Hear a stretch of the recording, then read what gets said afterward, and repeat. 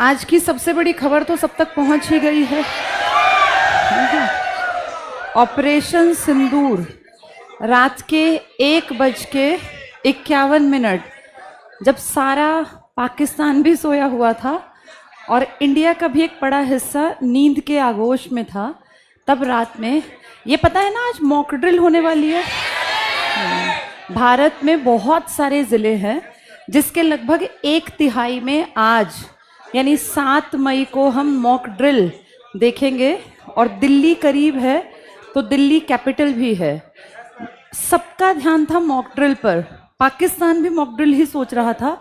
अचानक से रात के 1:51 पे 9 ठिकानों पर बहुत प्लान्ड तरीके से, सटीक तरीके से बम या मिसाइल का इस्तेमाल किया गया। हमने खूब पढ़ा हुआ है सुखोई, तेजस, ब्रह्मोस, हम पढ़ते हैं ना।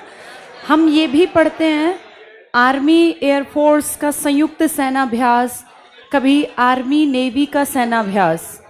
ये सेनाभ्यास देखा बेटा, इसलिए करने पड़ते हैं। अब अगर देखें तो ये संयुक्त सेनाभ्यास काम आया।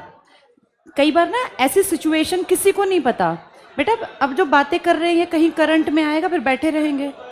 जिसको इतनी समझ नहीं है कि किस टाइम चुप रहना है, सुनना है, उसका कुछ नहीं हो सकता। इस पर मुद्दे पर कहीं भी कोई क्वेश्चन, क्योंकि सरकार की एक बहुत बड़ी उपलब्धि मानो, जब सबका ध्यान था कि मॉक ड्रिल होगी और पूरे देश के चैनल्स पर मॉक ड्रिल किस तरह से करनी है, क्या नहीं करना, क्या करना, इस पर था। तब हमने देखा रात में, वैसे तो सुबह ही हो जाती है, वहाँ 9 ठिकानों पर, ये 9 ठिकाने अकॉर्डिंग टू डिफेंस मिनिस्ट्री, जो हमारी डिफेंस मिनिस्ट्री है उसका कहना है, ये 9 के 9 वो स्थल हैं जहाँ ये लोग या तो ट्रेनिंग देते थे या ये रहते थे या वहाँ पे इनकी फंडिंग के थ्रू हथियार जमा थे। हमने एक भी सिंगल इंसान को जो पाकिस्तान का प्रॉपर नागरिक है या जो एक नॉर्मल तुम्हारी मेरी तरह पाकिस्तानी है, जैसे हम हिंदुस्तानी हैं या भारतीय हैं, उनको हमने हर्ट नहीं किया। हमने एक भी औरत को, बच्चे को या आदमी को भी नहीं मारा। जैसे उन्होंने तो हमारे टूरिस्ट जो नॉर्मल लोग थे उनको चुन चुन के मारा था। हमने किसी को हर्ट नहीं किया। और कितनी बड़ी बात है कि हम ये दावा हम अकेले नहीं करेंगे, पूरी दुनिया जानती है कि पाकिस्तान में वो ठिकाने हैं। पाकिस्तान इंडिया में एक सिंगल ठिकाना नहीं कह सकता कि जहां आतंकवाद पलता हो। हमारे यहाँ कोई ऐसी जगह नहीं है जहां आतंकवाद को हम प्रमोट करते हैं। तो आज का सबसे बड़ा जो टॉपिक रहा, जो तुम सुबह से देख भी रहे होगे, इसका नाम भी बड़ा अच्छा दिया गया, ऑपरेशन सिंदूर, है ना। हम जानते हैं सिंदूर, हम भारतीय पुराने टाइम से देखते आए हैं, मैरिड महिला की पहचान हुआ करता था। अब तो मॉडर्न टाइम में बेटा सब लोग बाहर निकलते हैं, उतना समय नहीं है। लेकिन एक टाइम जब मैंने अपनी मदर को देखा, जब मेरी मदर के एज के लोग थे, तो सिंदूर लगाना एक पहचान थी कि आप शादीशुदा और आपका हस्बैंड ठीक ठाक है। तो आज बहुत सारी, जैसे हमने देखा जितने लोग एक्सपायर हुए उनमें एक तो लड़की 3-4 दिन की शादी थी, नरवाल, जो अपने नेवी के ऑफिसर थे। ऐसे ही वो लड़की जिसकी शादी फरवरी में हुई थी, तो कितने 2 महीने हार्डली बीते थे। ऐसे ही एक वो जो कॉपल थे अपने इसके एयरफोर्स के, ऐसे ही कोई बिजनेसमैन जो अपने बच्चे को अच्छे मार्क्स लाने पर घुमाने लाया हुआ था। जैसे हर एक की कहानी लगता है हमारी अपनी कहानी हो। आज इस ऑपरेशन सिंदूर को जब सुबह देखा तो फिर मन को संतुष्टि मिली। और इमेजिन करो उन परिवारों को कितना अच्छा लगा होगा जिन्होंने सच में ये सब खो दिया, और बड़ा एक ऐसा नाम रखा जो जोड़ पा रहे हैं हम कि हाँ, अगर औरतों और बच्चों को मारते तो ऑपरेशन सिंदूर से काम ना चलता। ये तो स्पेशल फोकस किया गया कि हम आदमियों को मार रहे हैं।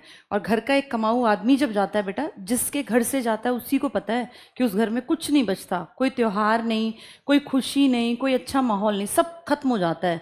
तो ये ऑपरेशन सिंदूर बहुत खूबसूरत नाम देके और एक ऐसा काम करके दिखाया कि हम सब का ध्यान, हम इंडियंस का ध्यान भी नहीं था, और हमें लग रहा था मॉक ड्रिल हमारे ज़िलों में कब होगी, क्योंकि आज 244 में है। लेकिन ये एक बहुत बेहतरीन काम था। और क्योंकि हमने जब ये किया तो उस टाइम पे अमेरिका वगैरह में टाइम अलग था। मैं देख रही थी अमेरिका का जो हेड है, राष्ट्रपति, उनका बयान आया, पॉजिटिव नेगेटिव कुछ नहीं बोले, लेकिन उन्होंने कहा कि ये तो कई दशकों से लड़ रहे हैं भारत और पाकिस्तान, यानी उन्होंने बहुत लाइटली सी ये बात ले ली। पाकिस्तान के हेड का, उनके पीएम का बयान आया कि 10 बजे मीटिंग बुलाएंगे फिर देखेंगे। सोचो किसी के घर में आग लगी हो और वो कहता हो 10 बजे मीटिंग बुला के देखूंगा, तो इससे दिखता है कि उसको अपनों की भी कितनी चिंता रही होगी। ये तो इमरजेंसी की सिचुएशन थी ना, और मीटिंग का टाइम, यानी अब मीटिंग बैठी होगी वहाँ और वो प्लानिंग करेंगे फिर कि क्या करना है क्या नहीं। एक अच्छी बात ये कि भारत की इस जो हमने ये स्टेप लिया, इसमें हमें तालिबान के सहयोग की भी पूरी उम्मीद है, और पाकिस्तान का एक बड़ा हिस्सा जिसके दम पे वो बहुत थोड़ा बहुत जो पैसा कमाता है, उसका कारण है अपना ये बलूचिस्तान। जैसे भारत के लिए उड़ीसा, झारखंड ये इंपॉर्टेंट है ना, क्योंकि यहाँ खनिज है, खनिजों की बेल्ट है बेटा। खनिज के बिना कोई पॉसिबिलिटी नहीं है आगे बढ़ने की। मिनरल्स के बहुत बड़े बड़े भंडार हैं। ऐसा ठीक एरिया इन पाकिस्तान के पास है बलूचिस्तान, और बलूचिस्तान बिलोच जाति के लोग वहाँ हैं, और वो बहुत सालों से ये कह रहे हैं कि हमें अलग होना है। जैसे बांग्लादेश नहीं कह रहा था कि मुझे अलग होना है, ऐसा तो बलूचिस्तान का एक बड़ा हिस्सा इनके खिलाफ है, और वहाँ से भी खबर आ रही है कि उन्होंने भी इनके कई हिस्सों पे अटैक किया है, कुछ लोग उस तरफ भी मारे गए हैं। तो अगर चारों तरफ से घिर जाएगा फिर उसके बाद बड़ी दिक्कत आ जाएगी। खैर, भारत का टारगेट कभी किसी को हर्ट करना रहा ही नहीं, लेकिन अगर कोई खुद से आगे आके पंगे मोल ले रहा है तो फिर जवाब देना ज़रूरी है। जैसे मैच्योरिटी की भी एक हद होती है, आप कितनी मैच्योरिटी दिखाएंगे। अगर कोई रह रह के आपके सेल्फ रिस्पेक्ट को ख़त्म करे, कोई रह रह के आपको बार बार चैलेंज करे, तो फिर उसका जवाब देना ज़रूरी था। और इन 9 ठिकानों में प्राउड हमें इसलिए है कि हमने कोई सिविलियन नहीं मारा। जैसे उन्होंने जो किया वो नीचता थी कि उन लोगों को मारा जिनके पास हथियार नहीं थे और जो घूमने गए थे। भैया, लड़ना हो तो द्वंद्व युद्ध हो ना, बराबरी का युद्ध तो हो। लड़ना था तो ऐसों से लड़ते जो कि लैस थे हथियारों से। किन से लड़े? जो अपने परिवार के साथ घूमने आए हुए थे, अपनी वाइफ, अपने बच्चों के साथ। ये तो क्या कहे, इसको सबसे ज़्यादा नीचता का काम हो सकता है। इसको कोई करके कोई सोचे कि हम बहुत जिगरी, हमने ऐसा काम कर दिया कि जिससे हम दिखता है कि हम बहुत पावरफुल हैं, तो महानालायक हैं। हमने जो काम किया, हमने किसी से लड़ाई नहीं की, और हमारी मिनिस्ट्री ऑफ डिफेंस ने ये कहा है कि जिन 9 ठिकानों को हमने ख़त्म करने किया है, उनमें एक भी नॉर्मल आदमी नहीं मिलेगा। क्योंकि ये आज से तो है नहीं कि आज से हम आतंकवाद को देख रहे हो। ये लश्कर तैयबा या ये हिजबुल मुजाहिदीन, ये तो बेटा कितने सालों से ट्रेनिंग ले लेके आते हैं। तो इनके ऐसे ठिकाने, इनके ना ठिकाने भी अलग अलग हैं। ऐसी जगह जहाँ भारत में कैसे घुसा जाएगा उसकी ट्रेनिंग अलग, फिर बम जहाँ रखते हैं, ये गड़बड़ के सारी चीज़ें, वो जगह अलग। जहाँ फंडिंग होती है, जहाँ पैसा, जहाँ फिर ये इनके अपनी वो अपने धर्म से जुड़े, क्योंकि ब्रेन वॉश तो करना ही पड़ता है ना। किसी को तुम कहोगे कि बेटा मार दे, ऐसे तो कोई नहीं मारेगा। उसको दिमाग से इस तरीके से ब्रेन वॉश कर देते हैं कि उसको लगे कि मैं अपने धर्म के लिए अच्छा काम कर रहा हूँ। तो उसके भी तो ट्रेनिंग सेंटर बनाने पड़ते होंगे। इस तरह से ये अलग अलग जगह ठिकाने बना के काम कर रहा था। तो ये हमारे लिए एक बहुत बड़ी एक खुशी की बात कह लें। देखो, जो गया बेटा वो वापस नहीं लौटेगा, ना नरवाल की फैमिली को कुछ मिलना, नहीं बाकी लोगों को। लेकिन ये दिखता है कि अगर अब चुप रहे तो फिर ये अगले कुछ महीने बाद फिर ऐसी हरकत कर देंगे, क्योंकि इनको तो शय मिल गई ना। अब ज़रूरी है एक बड़ा स्टेप लेना, ताकि ये अगले 10-20 साल इनकी बुद्धि में ये बात ना आए कि मैं ऐसा करूं। इन्होंने ऐसा ही काम, तुम्हें याद हो, 1999 में किया था। तब इन्होंने फेथ तोड़ा था, और जब हमारी फौज अपने ठिकानों से नीचे आई थी, जो कि हर साल आती थी, तब ये भी गए थे नीचे। लेकिन ये फिर हमारे जैसे बेवकूफ़ होता ना, दूसरों को बेवकूफ़ बनाना, लेकिन एक्चुअल में इन्होंने चीटिंग की। ये वहाँ से वापस लौटा और LOC क्रॉस कर ली। हमने भी जो कल अटैक किए हैं वो POK वाले ठिकाने हैं, पाक ऑक्यूपाइड कश्मीर, जो इनका इलीगल जो इन्होंने कब्जा कर रखा है उस पर। तो 99 के बाद देखो सब शांति से चल रहा था। ऐसा तो ये है नहीं कि ये शांत बैठेंगे, छुटपुट घटनाएं, कार्यवाही ये करते रहते हैं, लेकिन बड़ा हमला नहीं किया। और टूरिस्ट पर तो बेटा पहली बार ऐसा अटैक सुना है। नहीं तो ठीक है, होता है आर्मी पर, BSF पर, CRPF पर, हम देखते हैं बहुत बार जवान, बड़े बड़े अफसर शहीद हो जाते हैं, हम भी उनके ऊपर अटैक करते हैं। लेकिन ऐसा बहुत कम सुनते हैं किसी भी देश में कि कोई आम आदमी पे, सिविलियंस पे अटैक कर दे। और वो अब क्या कह रहे हैं कि हमारे सिविलियंस पे अटैक किया। आज 10 बजे वो ये बात कर रहे होंगे कि हमारे सिविलियंस पे, एक भी नॉर्मल आदमी पे अटैक नहीं किया। नॉर्मल आदमी पे अटैक बेटा करते तो शहर उड़ते हैं। नॉर्मल आदमी के घर में एक में जाके थोड़ी ना बम या मिसाइल गिरा सकते हैं। ये उनके जो भी बयान आएंगे वो 100% झूठ हैं। और हमारी मिनिस्ट्री ने तो पहले ही हाँ कह दिया कि हाँ, हमने ये ऑपरेशन अपना चला दिया। तो ये बहुत बड़ी बात है। और 99 के बाद जब हमने इनको कारगिल में हरा दिया था, ऑपरेशन विजय, तब से ये शांत बैठे थे। अब 2025 में इन्होंने बड़ी हरकत की। देखो, पुलवामा भी बहुत बड़ी गड़बड़ थी, लेकिन पुलवामा हम फिर वही कह रहे हैं कि आर्मी, एयरफोर्स, नेवी या पैरामिलिट्री पर हमले ये तो करते ही रहते हैं। उसको तो हम ये मानते हैं कि उसको ख़त्म करने के लिए तो इनको दिमाग से बिल्कुल बदलना पड़ेगा, जिसका बदलना बहुत मुश्किल है, क्योंकि इनकी अपब्रिंगिंग का पार्ट ही है कलेश करना, मारकाट करना, गड़बड़ियाँ करना, दहशत फैलाना। लेकिन इसके बाद से यहाँ अगर देखें तो देश लगभग शांत था, इतने बड़े लेवल पे नहीं हुआ था। अब जो इन्होंने हरकत की है तो पूरे कश्मीर की जनता को भी ये ख़त्म कर गए। देखने में हमें लगेगा कि सिर्फ 26-27 लोग गए हैं, लेकिन बेटा जिनके काम धंधे रुक गए, जिनकी दुकानें तब से बंद पड़ी हैं, सोचो उनके घर में एकदम से पैसे का जरिया खत्म हो गया, तो इन्होंने कितने लोगों का नुकसान कर दिया। इसीलिए ये बदला लेना ज़रूरी था। और अब अगला स्टेप डिपेंड करेगा पाकिस्तान कैसे इस चीज़ का जवाबी कार्यवाही करता है। अगर समझदार होगा तो कुछ ना करे, अपनी गलती माने कि हाँ, और अगर वो ये कहता है कि मेरे आम आदमी मारे हैं, तो ये पूरी दुनिया को पता है कि इसके यहाँ ठिकाने हैं। पूरी दुनिया को ये भी पता है भारत में सिंगल एक ठिकाना नहीं है जहां कोई भी दुनिया में ये कह दे कि ये लोग ट्रेनिंग देते हैं इस तरह के आतंकवाद को। हम तो 100% बिल्कुल साफ हैं इस मामले में।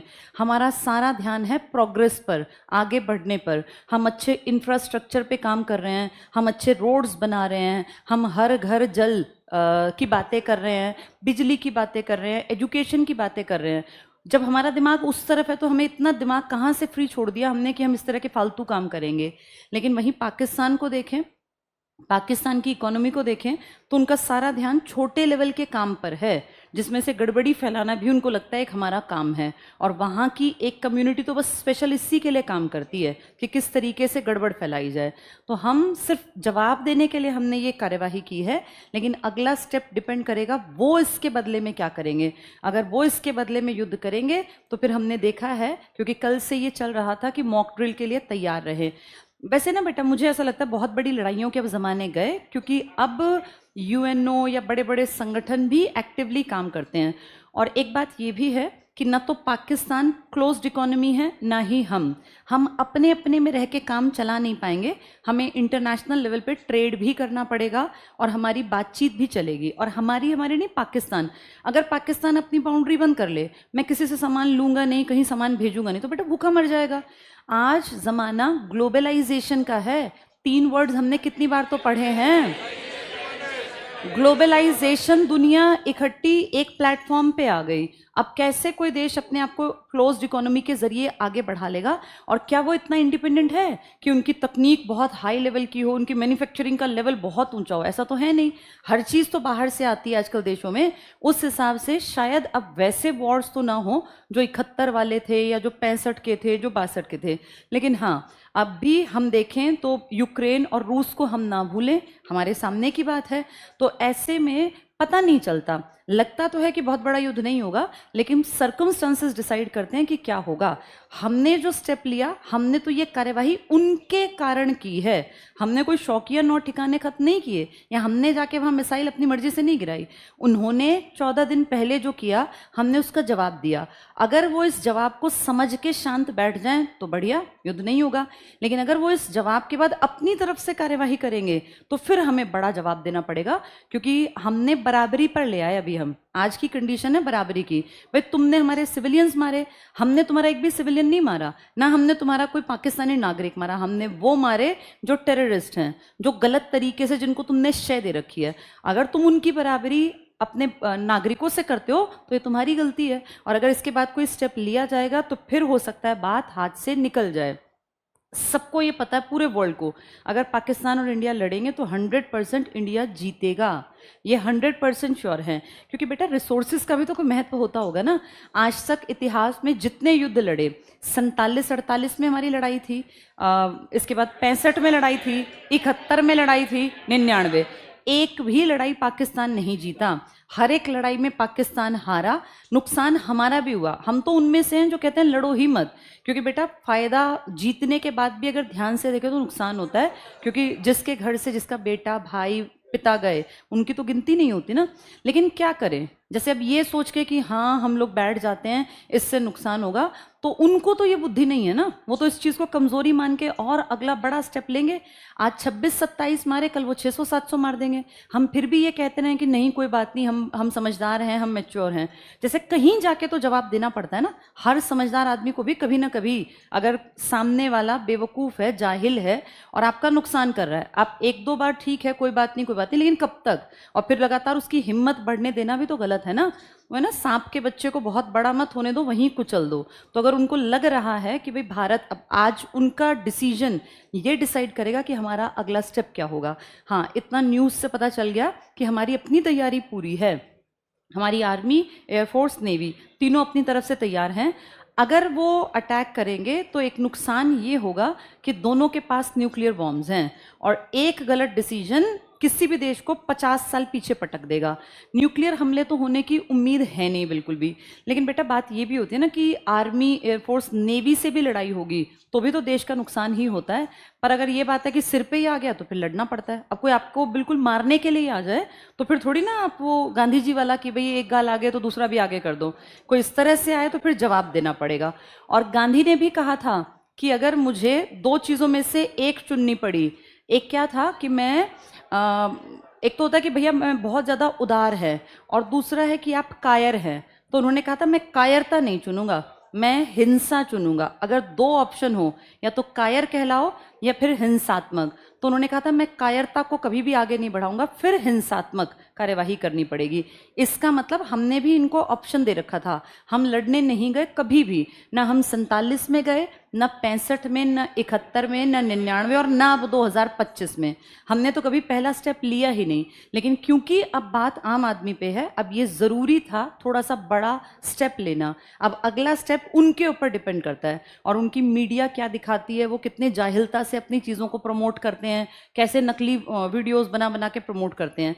खैर, लड़ेंगे तो भी फाइनल नुकसान उनका बड़े लेवल का होगा, क्योंकि जब भी लड़ाइयाँ हुई हैं हर बार उन्होंने घुटने टेके हैं, वो भागे हैं।